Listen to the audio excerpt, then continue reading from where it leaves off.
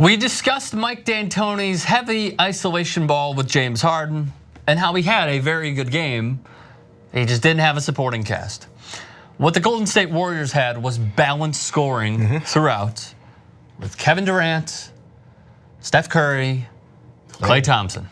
And they had great role players playing to the capabilities that they are to win a championship, like Draymond Green, like Kevon Looney, even David West got some good minutes off the bench. Shaun Livingston, Swaggy P. Shaun Livingston, Swaggy P. But what we're gonna focus on is why Kevin Durant was so good. And spoiler alert, not only did he put up 37 points in this game, as you're going to see right here, but he's also very long and no one can guard him, especially when he's shooting about 52% from the field. I'm surprised he only took 6 threes because it felt like some of these were long twos. Here's his shot chart once again. Only 3 threes, everything, and this is something that he has really worked on, is around the elbows. He hired a sabermetrics team, I wanna say in 2013, 2014, just to improve from the elbows, so he did. Most career games with 30 or more points in the Western Conference Finals, Kevin Durant has now made the list in the top 4. Playoff games with 35 points and 50% field goal percentage, active players, Kevin Durant is in the top 2 active players. So here's what I wanna focus on before I show you this next slide, is remember where James Harden was operating from, right? Far away from the basket. Look at where Kevin Durant is catching the ball on a lot of these possessions, as you're gonna see right here. Yep. That's okay. So it's a 6'11" guard is what he is, right? Who can, of course, dribble, shoot, and also post up from anywhere. Because a lot of times guards can't do that. Again, we've brought up Shaun Livingston a few times. He can post up. But when you have a guy that's 6'11", who are you gonna put on him? So you put on a guy that's big enough to guard against the post up, right? Yeah. So then they guard the post up. Say you put a center on him because he's the size of a center. So you put a center on him to stop the post up. Okay, so we bring him out to the top of the key. And then what are you gonna do with him? You're gonna get so many jumpers and turnarounds in your eye. Or you're gonna get blown by, or they're just gonna reset. There's nobody on this Houston Rockets team that can guard him. I was trying to think of who in the NBA can guard him effectively, consistently, in all the places that he can score from. LeBron. But then again, last year, what they call limiting each other is like, I only gave up 32. Like, because they're just, well, I'm sorry, NBA players are what at their sport? They're extremely good. They're good, okay, yeah. All right, so here's another example of the Houston Rockets defense. So PJ Tucker, who is to the right of Kevin Durant, to the circle, is guarding Draymond Green. This is an automatic do not switch. We will let anybody, and this is bad defense, let anybody but who beat us? Well, Kevin Durant. Here. And who should we let beat us? Draymond Green. Draymond Green. So here's what happened. PJ Tucker is then calling out the switch, and then it's heavy isolation once again. And as we know, Kevin Durant absolutely killed James Harden or anybody else. And here is the size difference. Kevin Durant has what, like a 7'5" wingspan, 7'4"?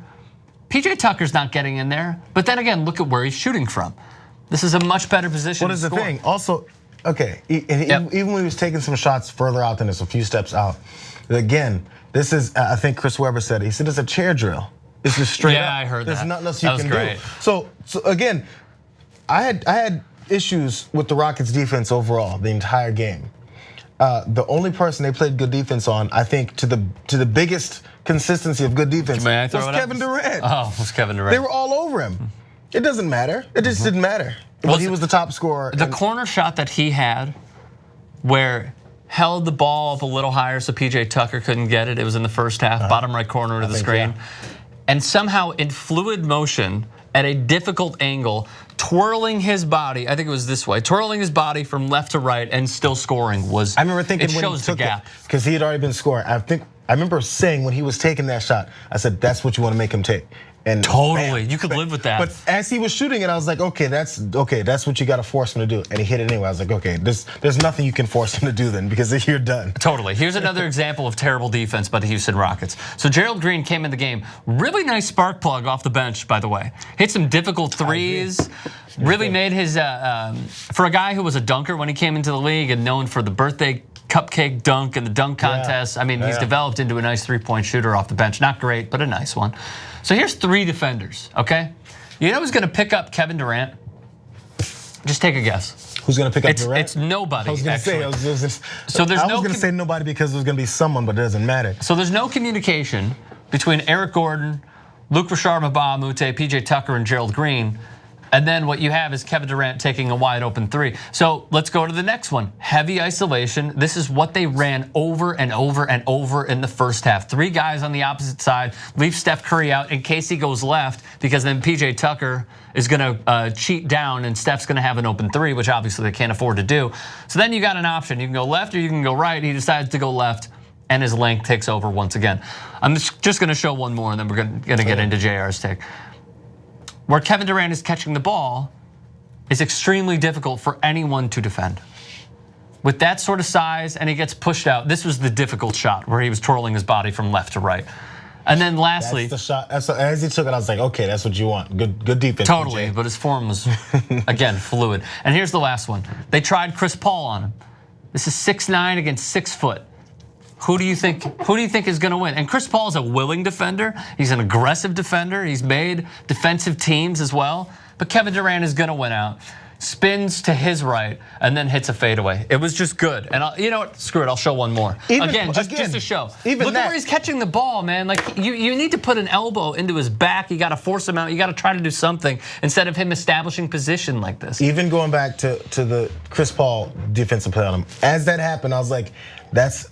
As he was spinning and spun back into the middle of the paint, I was like, oh, Chris Paul, good defense. He's giving 10 inches on dude. Yeah. So as he spun, and I was like, that's the shot you want to make him take. That's the best he could do. And even then, I was like, there's at least a chance for him to miss it. Except last night. Is that a shot though that you could live with? Yeah, because that's what I was saying. The length is there, and what else are you gonna do? The length is there. First off, secondly, Chris Paul is not gonna he's not gonna Dante Jones, Kobe Bryant, and step under him. Right. So either way, if a guy is 6 foot and he can get his hand up, thinking of Chris Paul just under his chin, that's still not enough. Yep. Only thing left to do is reach as he's shooting, and you get an and one. He's gonna get his arm. So when we do return, Draymond Green doing Draymond Green things. We'll see you in a bit.